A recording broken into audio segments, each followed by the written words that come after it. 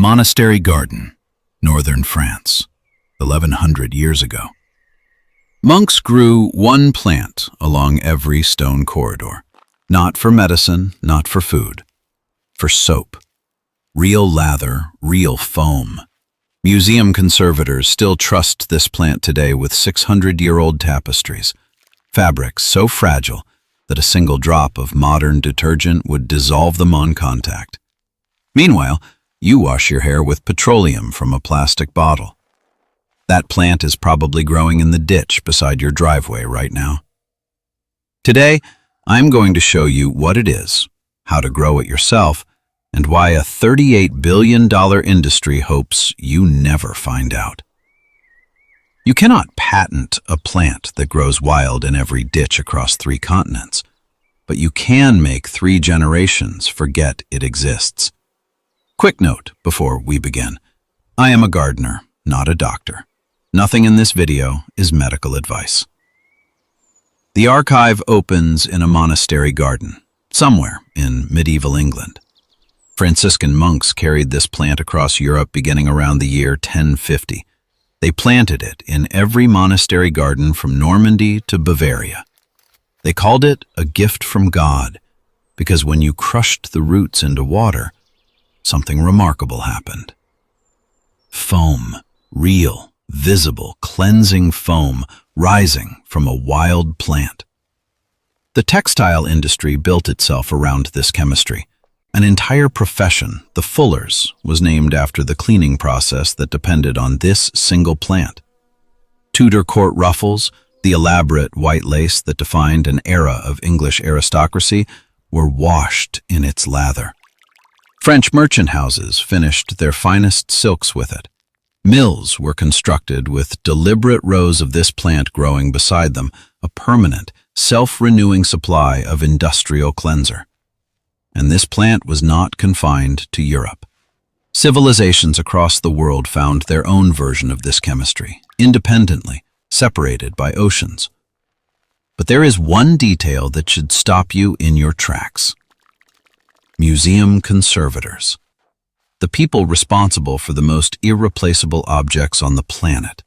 600-year-old tapestries, medieval embroidery stitched by hand in candlelight, centuries-old lace so delicate that modern chemical detergents would destroy it on contact.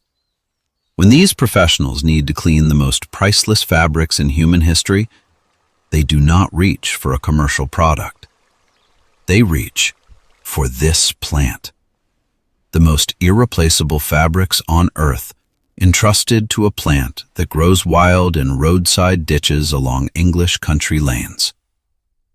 Meanwhile, you wash your hair every morning with petroleum derivatives from a plastic bottle. The plant is called soapwort, Saponaria officinalis. The Latin tells you everything. Sapo means soap. Officinalis means of the apothecary, of the shops. A plant so useful, it was sold as standard inventory. The monks called it a gift from God. The archive calls it the monk's gift. And soapwort was not alone. In India, the word champi, a head massage using plant-based cleansers, traveled through colonial trade routes and became the English word shampoo. In the Americas, native communities used yucca root and soap root. Different continents, different plants, same chemistry. And the science behind it is extraordinary. Soapwort produces compounds called saponins, natural surfactants, structurally similar to the synthetic surfactants in every bottle of commercial shampoo on your bathroom shelf. The roots contain up to 20% saponin concentration at peak harvest. Scientists have isolated more than 12 distinct cleaning compounds from the roots alone. When you crush soapwort into water, saponins break the surface tension of the liquid, lift oils away from surfaces, and generate real, visible foam. The same fundamental cleaning chemistry that drives every shampoo, every dish soap, every laundry detergent you have ever purchased. But there is a critical difference. Research published in peer-reviewed journals found that soapwort extract is dramatically gentler than sodium lauryl sulfate on proteins and lipids in skin tissue. The cleaning power is real. The damage is not. Think of it this way. Your commercial shampoo is a pressure washer. Soapwort is a warm cloth. The monk's gift does not just clean, it protects. So what replaced it, and why? World War II.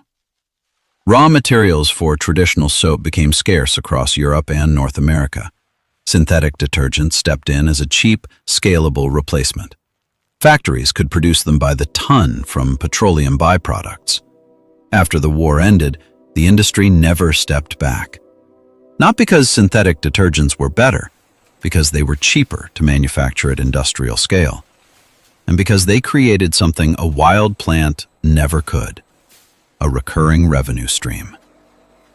Consider the economics. Research suggests that a 1% solution of sodium lauryl sulfate, the most common surfactant in commercial shampoo, may cause measurable skin irritation. Studies found that SLS residue remains detectable in skin tissue 7 days after a single application.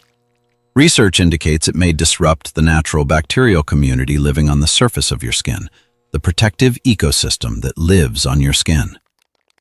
The global shampoo market is worth $38 billion. That number depends on one thing: you buying a new bottle every 4 weeks. Soapwort is a perennial. You plant it once, it returns every year. It spreads on its own. Zero recurring revenue for anyone. This is not conspiracy. This is economics. But the plant does not care about economics. It just keeps growing. And here is how to grow it yourself. Soapwort is one of the most forgiving plants you will ever grow. It thrives in USDA zones 3 through 9, which covers nearly every state in the continental United States. Full sun or partial shade, sandy loam, heavy clay, poor rocky soil. It genuinely does not care. If you have a spot in your garden where nothing else wants to grow, Soapwort will probably love it. You can start from seed or from root division. If you know anyone who already grows it, ask them for a clump. They will be happy to share because Soapwort is an enthusiastic spreader. One plant becomes a small colony within a single growing season. One colony becomes a permanent, self-expanding supply of natural cleanser. For gardeners who want to control the spread, grow it in a large container. A 5-gallon bucket on your porch works perfectly. Drainage holes in the bottom, ordinary potting soil, full sun. That single bucket will produce enough soapwort for a year of hair washing. Harvest the leaves and flowers during full bloom, typically June through August. But here is the part that genuinely surprised me when I first researched this. For the highest saponin concentration, dig the roots in autumn, after the plant has stored its energy underground for winter. This is when the cleaning power is at its absolute peak. The plant is essentially concentrating its own soap supply underground, waiting for you to find it. The recipe is simple. Chop your fresh leaves, flowers, or roots. Drop them into a pot of boiling water. Simmer for 15 minutes. Let it cool. Strain through a cloth. What you are holding is a natural foaming hair cleanser, ready to use immediately. It will lather. It will foam. It will clean your hair without stripping the natural oils that protect your scalp. For best results, follow with an apple cider vinegar rinse. 1 part vinegar to 4 parts water. This restores the natural pH of your hair and adds shine. That is the entire routine. 2 steps, both free. The liquid keeps for about 1 week at room temperature. But here is the real efficiency. Dried soapwort roots stored in a sealed glass jar last more than a year. One autumn harvest provides enough dried root for an entire year of washing. Let me put that in perspective. The average American spends $8 to $25 per month on shampoo. That is $96 to $300 per year, every year. forever, plus the plastic bottles. Soapwort costs $0 per year after the first planting. No subscription, no plastic, no petroleum. A generation or two ago, this was common knowledge in many households. The only question is whether you will plant it.